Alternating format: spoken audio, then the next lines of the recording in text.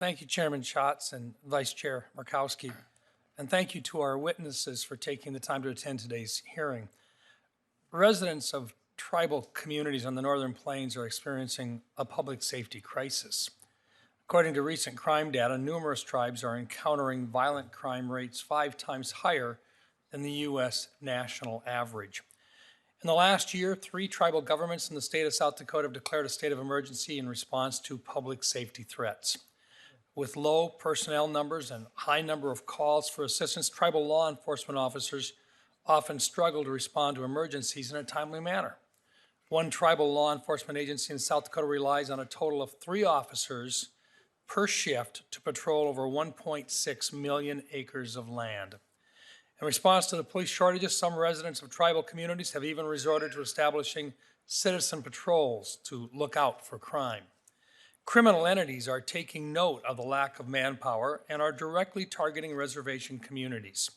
As a result, tribal law enforcement officers are encountering higher volumes of illegal drugs, including fentanyl. I look forward to hearing ways that the witnesses believe the federal government can help improve law enforcement services in Indian country, especially as tribal members continue to deal with serious threats to public safety. Let me just close by saying that tribal members from South Dakota are frustrated, really deeply frustrated by the inaction of the Department of the Interior. Look, I really appreciate the fact that the chairman and the vice chair have held this really important hearing today and provided us with an opportunity for some oversight. And I just, I've got just a few questions that I wanted to ask, and I'm going to begin, if I could, with Assistant Secretary Newland. As you know, the majority of prospective tribal officers, including direct service and 638 officers, are required to receive training at the Indian Police Academy in Artesia, New Mexico. According to several tribal leaders, this distance has hampered recruitment efforts on the Northern Plains. On April 3rd, I had sent a letter specifically about this particular issue to you. And I'm just curious, Secretary Newland, will you commit to exploring possible alternative training options on the Northern Plains? It is my hope that not only would you consider that, but you would agree to meet with us and see if we can't find a path forward so that we can actually fill the law enforcement positions that we can't fill today. Thank you, Senator.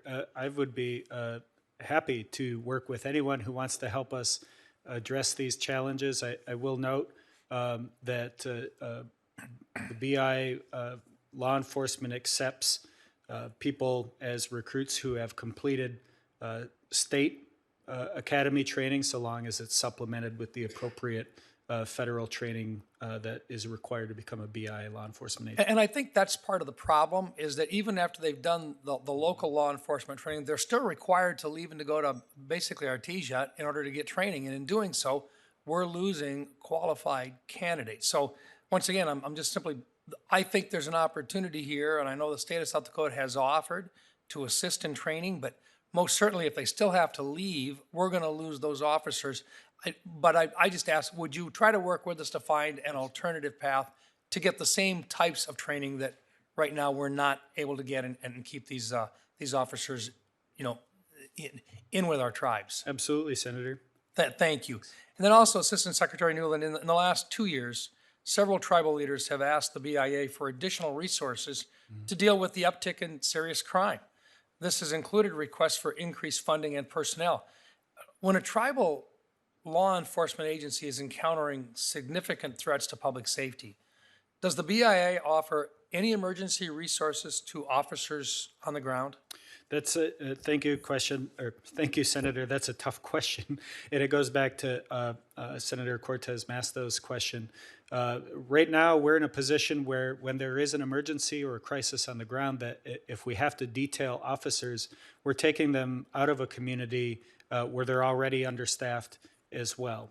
So what we've proposed, including the President's FY25 budget, is additional funding to help us address this issue nationwide.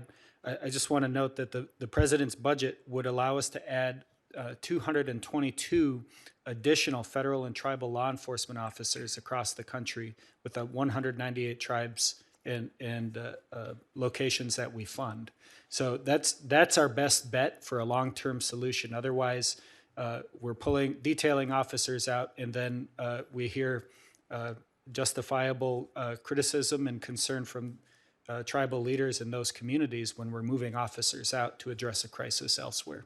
Well, thank you. Mr. Chairman, thank you for the time to be able to ask these questions. I don't think this is just in the Northern Plains. I think this is across a large swath of Indian country, and I think we really have to get back in and take a look at whether or not the resources that are provided and that those additional resources that are being offered, if we can streamline the process to get this back down to the tribes, boots on the ground, see if we can't find a way so that these individuals that are coming in and right now are being required to leave their homes and communities for 6 months or more for training, if we can't get that done more in a more local area where we can actually get them to get on the job and then to be able to stay on the job.